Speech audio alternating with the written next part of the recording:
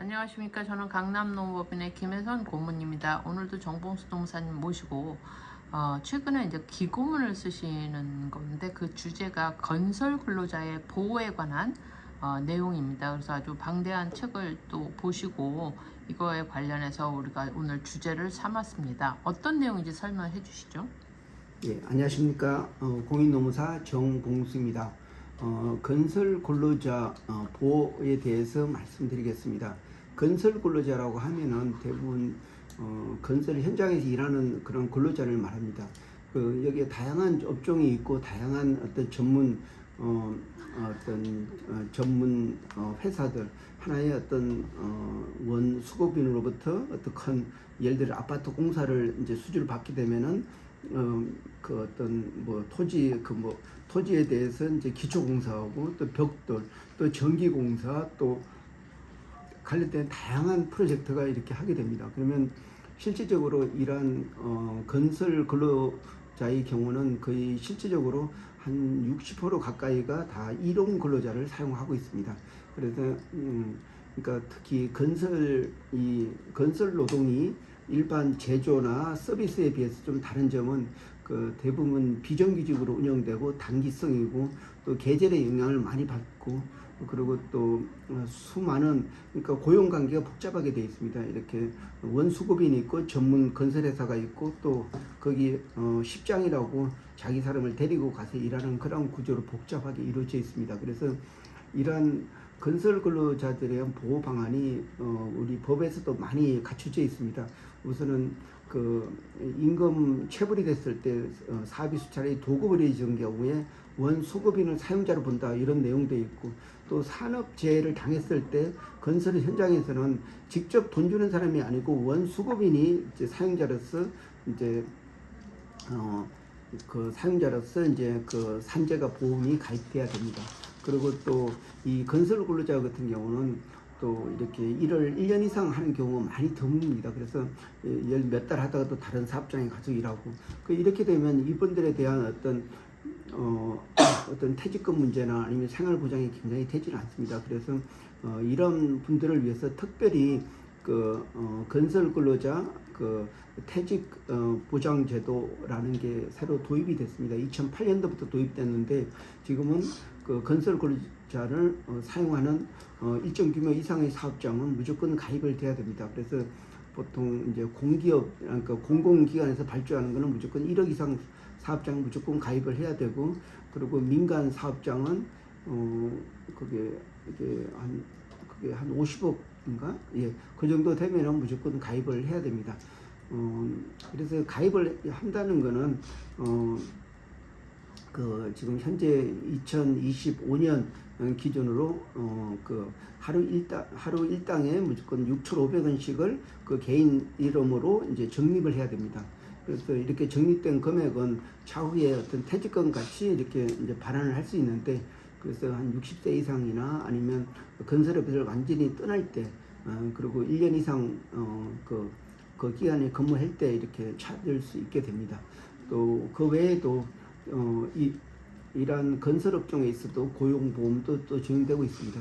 그래서 1년 6개월 그 기간 동안에 일한 기간이 180일 이상이면은 그 실업급여 대상이 됩니다.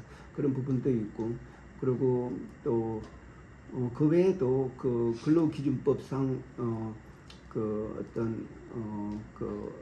또 다양한 보호를 받고 있습니다. 그렇지만은 이러한 건설 근로자들 같은 경우는 굉장히 취약한 사업장에서 그러니까 취약한 사업장에는 일당은 많지만은 연속성이 없고 계절의 영향을 많이 받고 또 특히 일반 제조업이나 서비스에 비해서 월등히 높은 산업재해 비율을 가지고 있습니다. 그래서 사실상 굉장히 3D 업종이요 그런 부분이 있지만은 이 건설이 모든 사람의 기초가 됩니다. 그래서 이걸 건설 일용기로 일하는 사람들이 처우가 개선돼야지만이 안전한 공사 그리고 또 어떤 산업 발전도 같이 깨할 수 있다고 생각이 됩니다.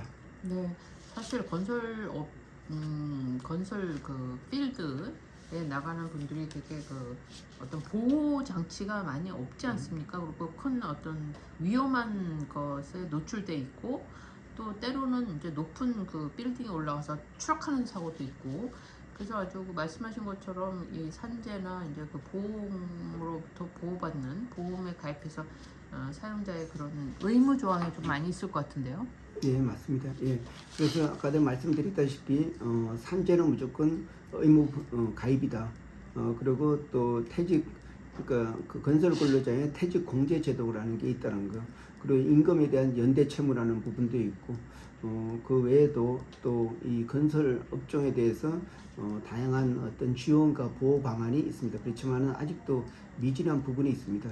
그 예를 들어서 그 5인 미만, 그러니까 규모가 한 2천만 원 이하의 어떤 작은 어떤 건설 프로젝트 같은 경우는 산재가 적용되지 않는 그런 부분도 있고, 그 외에도 또 이제 임금이 쉽게 많이 체불된다는 거, 그리고 또 산재 사고가 많이 노출돼 있다는 거, 또 어떤 여기서 계속 장기적으로 근무를 할 수가 없기 때문에 굉장히 이직에 대한 불안감, 또 사고에 대한 불안감, 이런 게 다양하게 결쳐 있기 때문에 사실상 이 건설 근로자에 대한 어떤 보호 방안이 특별히 요구되고 있습니다. 네, 그리고 건설 그 노동자들이 국내 그 노동자도 있겠지만 외국인 노동자도 있을 것 같은데 이 같이 적용을 받게 되나요? 예, 그 외국인 근로자는 사실상 그 우리나라의 어떤 노동법은 그 국적에 대해서는 차별할 수 없도록 되어 있습니다. 그리고 한국에서 일하는 이상은 모두 다 근로기준법에 적용이 되고 있습니다. 그래서 차별이 없습니다.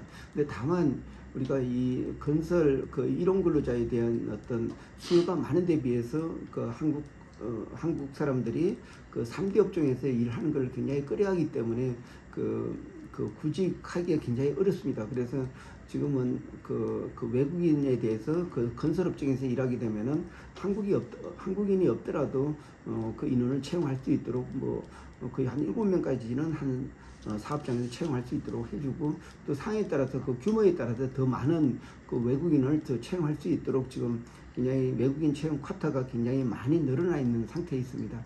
네, 그렇군요. 그러면 지금 기고문을 쓰시는 데 있어서 어떤 것을 중점으로 주제를 정하셔서 이게 사실 방대한 주제인 것 같은데 어떤 논리를 전개해서 쓰시게 되는 건가요?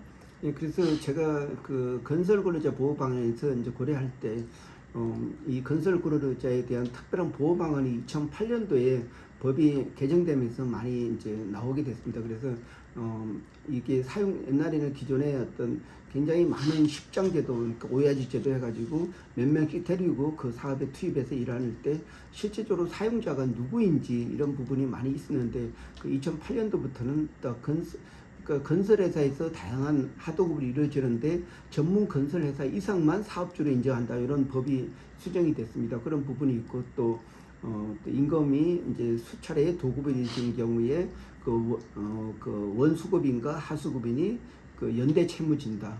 그리고 또 산업재해에 있어서 그 산재에 대한 책임은 원수급인이 진다. 그리고 또 고용 산재보험